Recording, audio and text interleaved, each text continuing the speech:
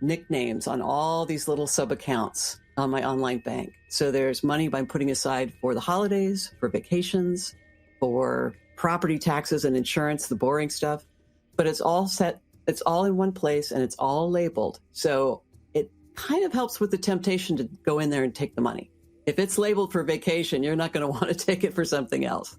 So that's using a behavioral quirk called mental accounting to actually work for you instead of work against you. You put these labels on the money and then you know what it's for. A couple other things you can do is to lock it up. That's why one of the reasons that 401ks are so successful is there's a penalty for taking that money out. So you know that penalty is there, you're aware of it, it can help you keep your hands off the money. And if you think about it in terms of savings, you could lock up your money in a certificate of deposit. Doesn't pay a whole lot, but there is a penalty if you try to take that money out too early. And then finally, my favorite little hack is something a girlfriend taught me, which is she went through all of her spending and she looked for places where she could save. She cut a bunch of subscriptions she wasn't using. She called her cable company and got a better rate. She negotiated better rates on their cell phones. Instead of just letting this money go back in her checking account and spending it, she totaled it all up and then set up an automatic transfer. So that amount of money would go out of her checking account into her savings.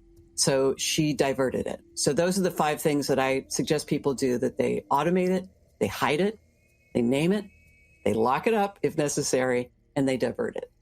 So if you make the commitment to saving money, you automate it, and you figure out the best place to put it, how do you know how much to save for things like retirement and emergency funds?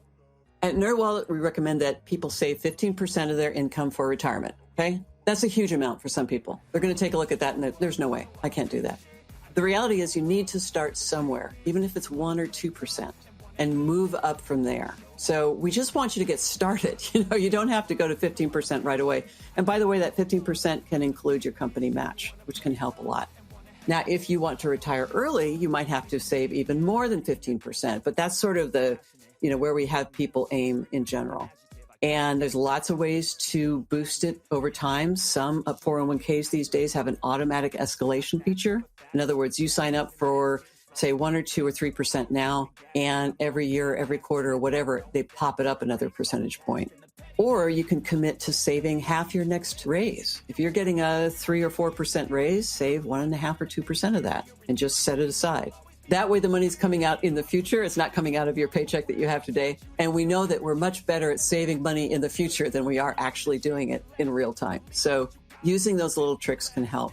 That's retirement savings, and that's really important. But you also need some money for dealing with the day-to-day stuff. You can call that an emergency fund, rainy-day fund, whatever the label that you want to attach to it. But it's basically savings for stuff that comes up, the unexpected. You hear sometimes people saying that they need 3 months worth of expenses or 6 months worth of expenses or a year. And that's kind of crazy for most people. It's going to take a few years to build up to that level of savings. Even 3 months worth of savings can take an average family about 2 years. And you don't want to put off a bunch of other more important stuff like paying off debt, saving for retirement, taking care of your life today. So what we recommend is that you start with a mini emergency fund. $500 is enough to get started. There's a lot of little emergencies that pop up that are about that amount. You also might have heard the Federal Reserve say that 4 out of 10 adults can't come up with $400 for an emergency. So we're putting it a little bit beyond that. Make your first goal $500 to make sure you do have that cash. Your next goal can be $2,000. That's the size of the typical big economic shock that happens to most families, according to Pew Research. So $2,000 is your second goal. Then your next goal after that can be the 1 month savings. And then once you have that, you can build up from there. The key part of all of this is to keep going. A lot of people put money aside for an emergency. The emergency happens, the money's gone, and they think they failed somehow because the money isn't there any longer. So this is not a goal where you have this, one number and you hit it and you stay there. This is a rinse and repeat kind of thing. You put the money aside, you use it, you put it aside, you use it. You just try to build up over time rather than think you're going to be hitting that 3 months worth target right out of the gate. Retirement and emergency funds are the top 2, but people have lots of other goals. So if you want to buy a house, for example, you need to save at least some money for that down payment. If you've got kids, you should strongly think about putting something aside for their college education, because we're seeing how education makes a huge difference in terms of who's staying in the middle class and moving up and who isn't. So it doesn't have to be a 4-year degree necessarily, and you certainly don't have to pay for all of it. But just putting a little money aside has shown that that actually encourages kids to consider and to follow through and to actually go to college. So even if it's just $25 per month per kid, you put it in a 529 plan, that's a college savings plan. You get that set up, again, make it automatic so you don't have to think about it. And then you start hitting up your relatives. So instead of buying the kids a lot of plastic toys, how about a little contribution to the 529? So saving money is one thing, but what about spending money that you don't have? According to the Federal Reserve, consumer credit card debt has reached $1.1 trillion, with each American household carrying an average of nearly $7,000. Whether you're above that average or below it, debt is something you want to get ahead of. Here's Liz with some tips on how you can pay off your debt and what to focus on first. When people really realize how much debt they have and they panic, they often do the wrong thing. So what we want people to do is step back and take a look at their whole financial situation. That's why we talk about retirement savings all the time at NerdWallet. If you've got a company match in your 401k, you need to be taking advantage of that. That is free money. So don't walk past that. That's something that's super important. And also that starter emergency fund that I talked about. Having a little bit of emergency money is really important because that can keep you from continuing to dig. You know, when you're in debt, you need to stop digging and stop going farther down.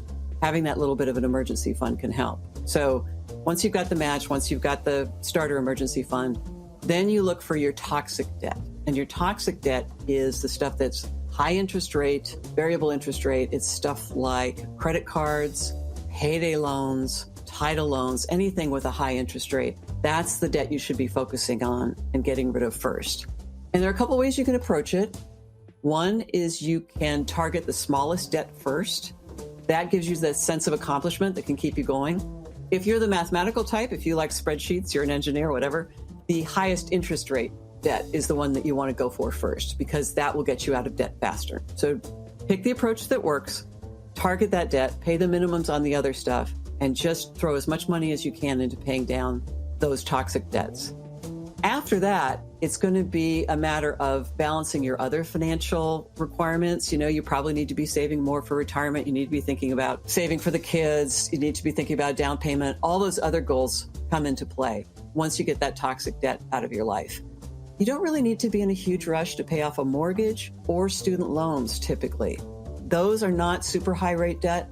A lot of times they have a tax advantage. So that's not something you need to sweat for most people, getting that paid off in a hurry.